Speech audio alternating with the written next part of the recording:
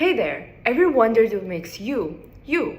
All cells in our body contain an identical copy of our genome, yet despite having the same set of instructions, our body forms different types of tissues and organs. But why is that? The answer lies in how the genome is regulated, which is controlled by epigenetics. Picture your DNA as a cookbook, with recipes that determine who you are and how your body functions. Each recipe in this cookbook is a gene, with its own set of instructions or protein sequence that tells your body what to do. This is where epigenetics come in.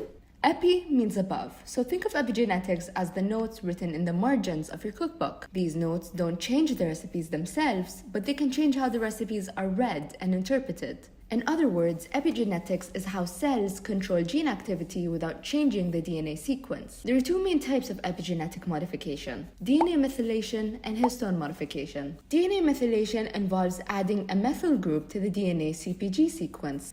Methylation can silence genes by preventing the cell that reads DNA from accessing the gene, turning it off. It's like putting sticky notes on certain recipes, because sometimes genes need their privacy too, right? Histone modification affects histones, which are proteins that the DNA wraps around. Chemical changes to histone proteins, such as acetylation, can influence how tightly DNA is wrapped around the histones.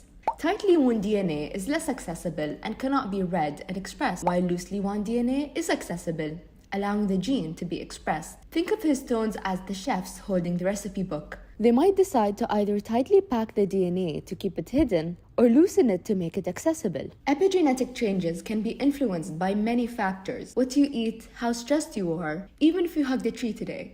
It all affects these epigenetic marks. Your genes are listening to your life choices, which in turn can affect gene expression. In summary, epigenetics are like the notes and bookmarks in your cookbook of life. They determine when genes are turned on or off and which proteins are produced as a result. So embrace your epigenetic quirks, because that is what makes you fabulous.